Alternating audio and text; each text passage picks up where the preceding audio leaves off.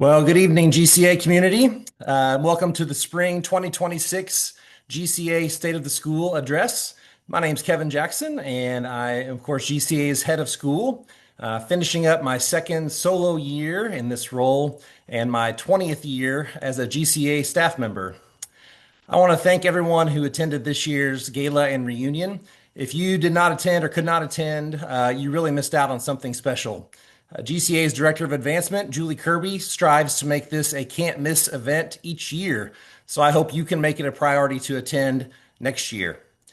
This year's gala set records for attendance and for funds raised. We were also able to celebrate our donors, our families, our alumni, and our staff. David Weesey was awarded Volunteer of the Year for his unsung work with our robotics team. Christine Plowman was named Educator of the Year. She recently obtained her formal master's degree and cemented what we already knew, that she is a master teacher. Cindy Smith received this year's Impact Award for her 20 years of tireless and sacrificial service to GCA and its students and families. It was a great night and a reminder to keep running the race laid out before us. If you attended the gala or read my notes afterward, you received an update about the future of GCA facilities. I will not repeat that information here. Our Director of Support Operations, Casey Kresge, will be leading us through a series of moves this summer to maximize every square foot of space on both campuses. I want to tell you about a few of those things tonight. We are finalizing a lease with our neighbor at GCA North, the Community Church of Greenwood, to lease more and better space within their building. The current GCA classrooms in the church are scattered throughout CCG. By the start of school this fall, we plan to have consolidated these classrooms into one wing of the church building instead of being scattered about the building as they are now. We will be turning the large open upper room area into 6 contained classrooms, and we will be turning a large downstairs space into 2 more classrooms. Those classrooms will be larger than our current classrooms. We'll gain a couple of extra rooms. We'll gain a kitchen for culinary arts class, more space for our art classes, 3 large office spaces, and a dedicated conference room within this new wing. We believe that this move will greatly improve day-to-day life for our high school students and for our staff. 7 staff members who currently have offices at GCA South are relocating to GCA North into the new office spaces there. The vacated spaces at GCA South will be repurposed as part of a larger shifting of personnel that will result in better offices for all staff. It will also allow our Director of Student Academic Services, Echo Branch, to dedicate more classroom space on both campuses for students in our SAS program. Our plan is to purchase GCA North within the next 6 months. We are working financing out as we speak. There will be a great opportunity for donors to contribute to this plan as well.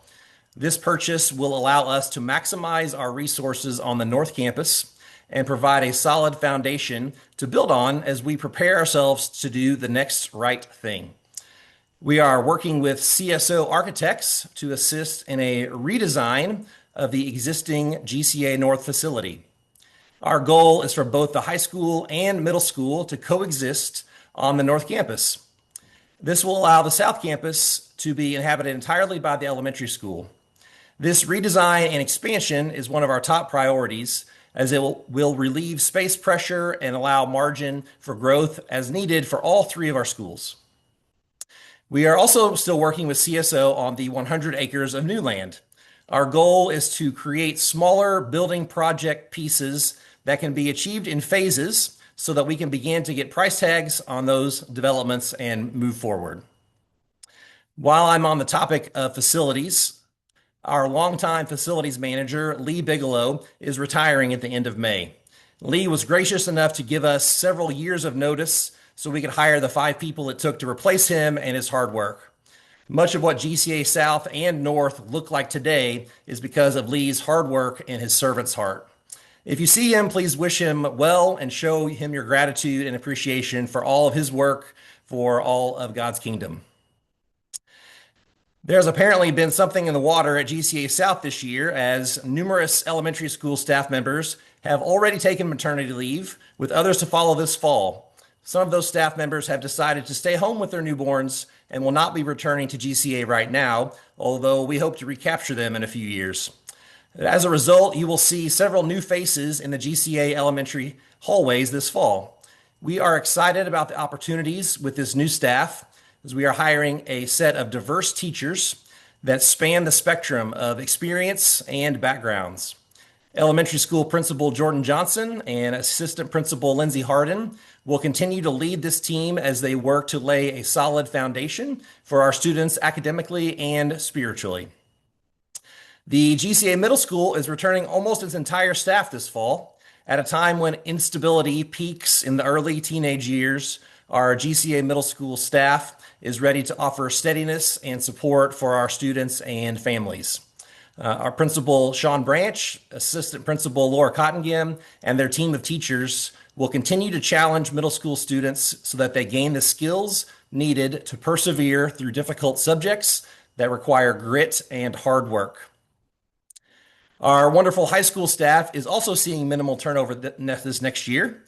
Principal Angelique Randall and Assistant Principal Jenny Jackson will be working to adapt the GCA High School to meet Indiana's changing graduation requirements.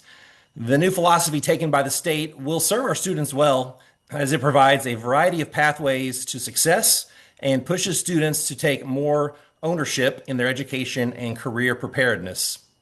GCA will be ready when this is fully implemented over the next few years. Your students will see more elective offerings and internship opportunities along their journey to graduation. Our Director of Human Resources, Jamie Barnes, continues to lead GCA in our pursuit of being a fantastic place to work. We are diligently pursuing pay for our teachers that more directly represents their true value to GCA. We are also shifting to a new insurance broker with the hopes of improving our health benefit options for staff next year. GCA continues to be a leader in private schools in central Indiana when it comes to benefits for our staff, with high PTO offerings, high PTO carryover hours, both maternity and paternity leave benefits, personal counseling services for staff, staff student scholarships, and a data-driven approach to salary increases. We believe that our people are our biggest asset, and our budget reflects that, with 70% of funds going to teachers and to their classrooms. Our support staff numbers are on the lower side for a school our size.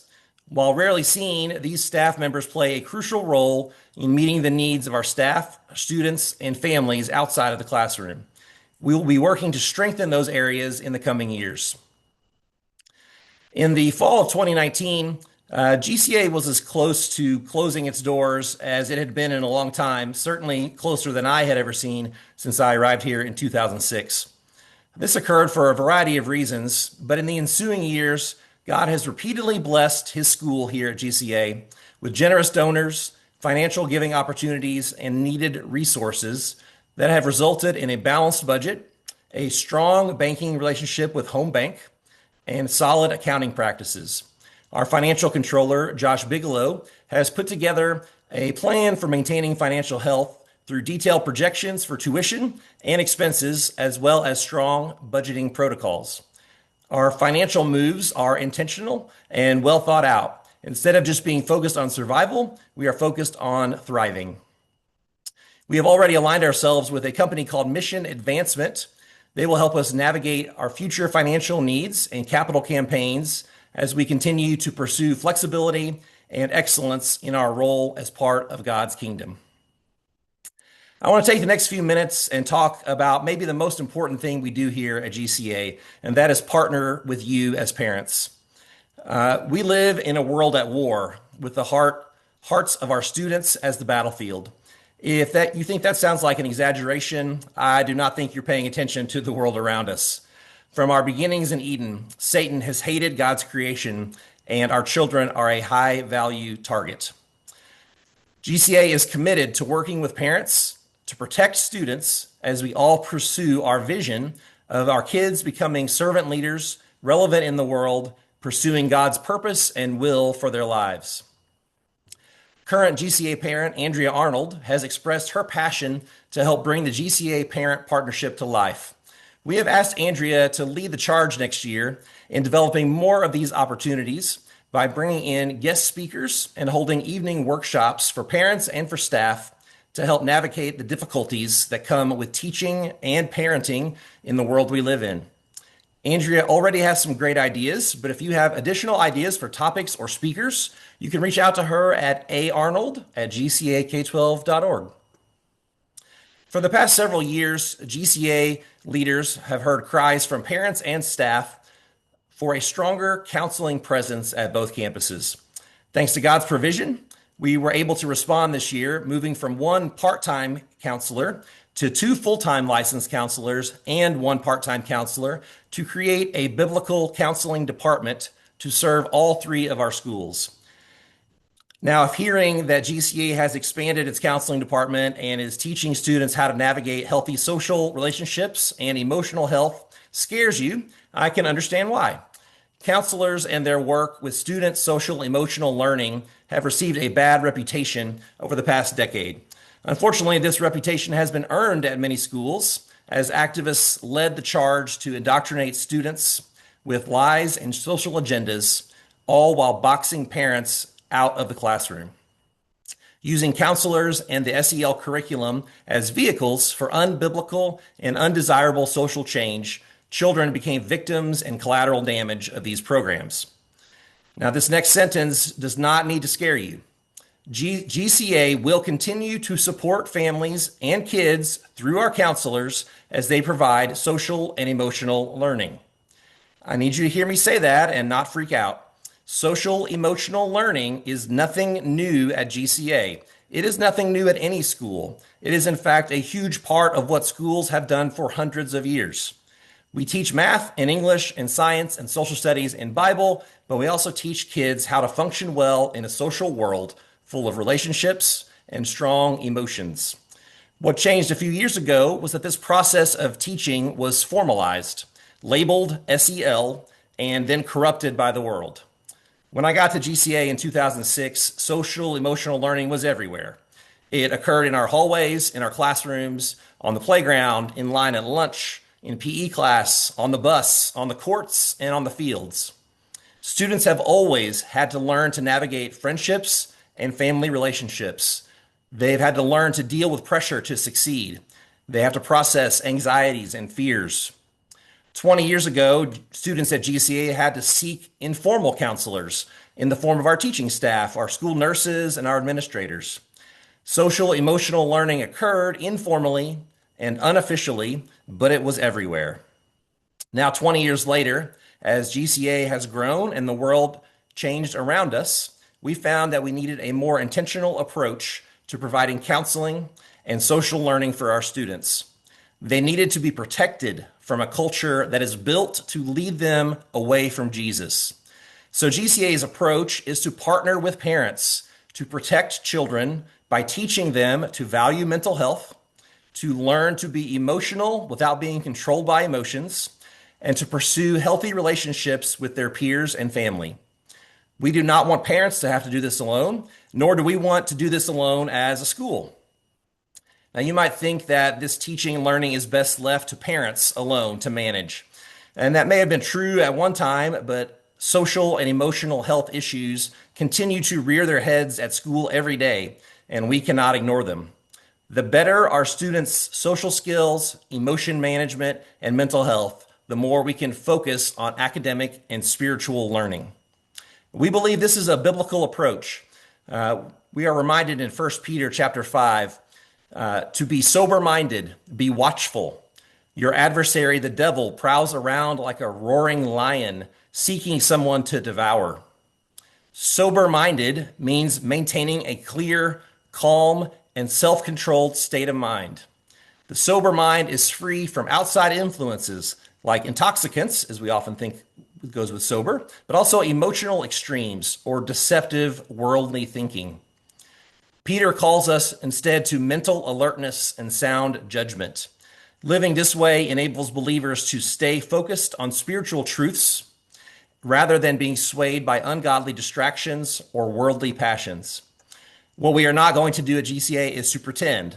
We are not going to lead our kids through social emotional learning and label it something else because the three letters SEL scare us. Teaching SEL does not mean we are teaching your children to question their gender or to hide things from you as parents. It's quite the opposite. We are teaching them that they were created as God's workmanship, beautiful and good, meant to live in healthy relationships with God and others. God, the Trinity, literally is a relationship, and we are made in his image. His relationship with us was so valuable that he sacrificed himself to restore it and bring the abundant life offered in John chapter 10, verse 10. If you're still nervous, that's okay. I highly recommend reaching out to our counselors. You can reach them at counseling@gcak12.org. You can meet with Kate King, Laura Conley, and Lisa Babcock, and you can hear from their own mouths their heart for Jesus, their heart for kids, and for the full, abundant, and healthy life that Christ offers his people. This is their daily professional pursuit. So if you hear a rumor that GCA is teaching SEL and it's said in a tone with all the baggage that SEL brings with that, now you're informed and you can squash it with facts. Yes, GCA is teaching students how God wants them to have healthy, godly, biblical relationships and emotions. I believe our biblical counseling program will soon be seen as a great strength of GCA. You can also squash the most recent rumor I have heard, and that's that GCA is moving to a new curriculum next year where we will begin teaching evolution as truth in our lowest grade levels, indoctrinating our youngest kids with the false idea that we were not created by God, but randomly evolved from a species of monkeys. If you heard that one, please put it in the same pile of trash where you threw the rumor from a couple of years ago about us abandoning our Christian foundation and becoming Greenwood Fine Arts Academy. And if you ever hear a rumor that just doesn't sound right, please ask a GCA administrator about it. We will gladly set the record straight. As we wrap up this school year, I want to thank each of you. If you are a staff member, I want to thank you for the sacrifices you make daily to work at GCA. Thank you for the hard work, the dedication, the time, and energy you pour into your job in order to advance the kingdom of God in God's school at GCA. If you are a parent, thank you for sacrificing your hard-earned money to send your kids to GCA. We do not take lightly the trust you place in us to teach your children about God's kingdom as they grow to become the future of God's kingdom. GCA will always view itself as a kingdom school, doing our best to provide an excellent education to as many students as possible, both in quantity and in types of students. Thank you all for the ways you have personally worked to bring the idea of one GCA to life this year. We especially appreciate the great responses when we asked you to volunteer this year. One GCA was not really something new. It was the formalization of what had always made GCA great, our Christ-centered community. One GCA is not a catchphrase that will be replaced next year by something new. It is our way of life, now and in the future. As Ephesians chapter 2 says, you are no longer foreigners and strangers, but fellow citizens with God's people, and also member of Christ's household, built on the foundation of the apostles and prophets, with Christ Jesus himself as the chief cornerstone. In him, the whole building is joined together and rises to become a holy temple in the Lord. And in him, you too are being built together to become a dwelling in which God lives by his Spirit. I pray that GCA will always be pursuing becoming a dwelling in which God lives by his Spirit. I want to thank you for listening tonight. If you have any questions about anything I have said, you can feel free to reach out to me, kjackson@gcak12.org. Thank you very much.